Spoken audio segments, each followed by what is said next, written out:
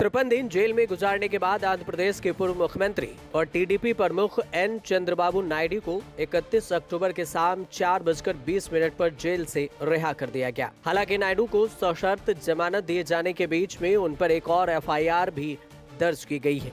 आंध्र प्रदेश अपराध जांच विभाग APCID ने कथित शराब घोटाले के सिलसिले में पूर्व मुख्यमंत्री और टीडीपी प्रमुख एन चंद्रबाबू नायडू के खिलाफ एक और मामला दर्ज किया है। चंद्रबाबू नायडू की बाहर निकलने पर नायडू के परिवार, पार्टी नेताओं और समर्थकों ने उनका जोरदार स्वागत किया। पूर्व मुख्यमंत्री ने हिंदूपुर के विधायक और अपने रिश्तेदार एन बालकृष्णन नाड़ा ब्रह्मचारी से मुलाकात की और तेदेपा के प्रमुख अध्यक्ष के अचेन नायडू को गले लगाया। पार्टी के समर्थकों ने तेदेपा के झंडे लहराए और जेल के बाहर नायडू का स्वागत किया। अपने नेता की रिहाई पर राज्य भर में बड़ी संख्या में तेदेपा नेताओं और समर्थकों में जश्न का माहौल है।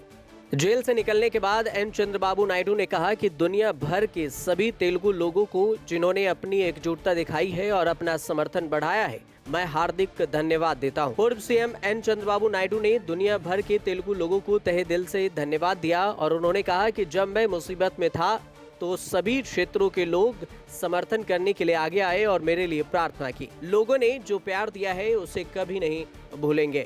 न केवल आंध्र प्रदेश बल्कि 2 तेलुगु भाषी राज्यों, देश और दुनिया भर के लोगों ने सड़कों पर उतरकर उनका समर्थन किया।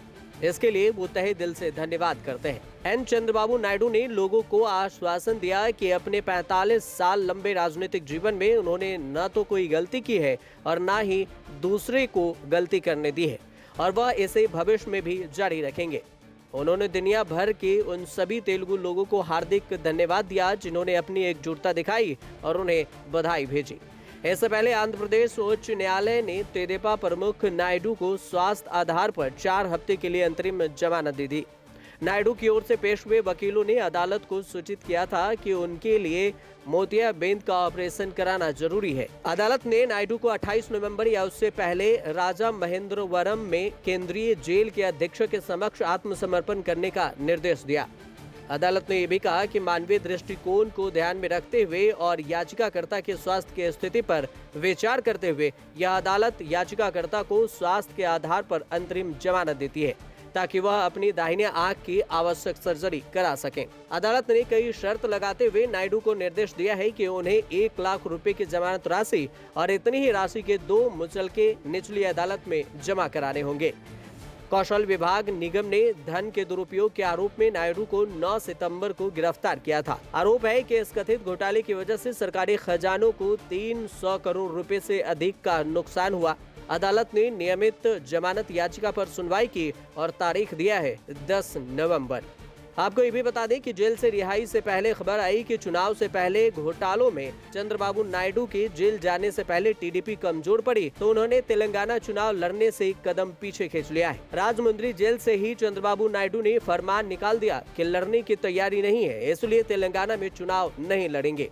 किसी को समर्थन देने की चैरिटी भी नहीं करेंगे। इस फैसले के बाद तेलंगाना में टीडीपी में धड़ाधड़ इस्तीफे हो रहे हैं। तेलंगाना टीडीपी अध्यक्ष कसानी ज्ञानेश्वर तक ने पार्टी छोड़ दी। अचानक चुनाव नहीं लड़ने से तेलंगाना के टीडीपी नेताओं की राजनीति खतरे में पड़ गई है। टीडीपी का तेलंगाना चुनाव से हटना कांग्रेस के लिए एक तरह से फायदा है क्योंकि केसीआर विरोधी वोटों का बंटवारा नहीं होगा। एक्टर पवन कल्याण के पार्टी जन सेना के बीजेपी के साथ जाने से भी टीडीपी को झटका लगा क्योंकि पवन कल्याण चंद्रबाबू नायडू के दोस्त भी हैं और आंध्र प्रदेश में टीडीपी जन सेना का अलायंस भी है। तेलुगु देशम पार्टी का तेलंगाना में जनाधार रहा है। 2014 में 15 सीटें और 2018 में 2 सीटें जीती थी। हालांकि जीतने के बाद विधायक केसीआर के साथ चले गए। 2018 के नतीजे एक तरफा केसीआर के पक्ष में गए। कांग्रेस दूसरी बड़ी पार्टी बनी और टीडीपी को 13 सीटें लड़कर सिर्फ 2 सीटें मिली थी।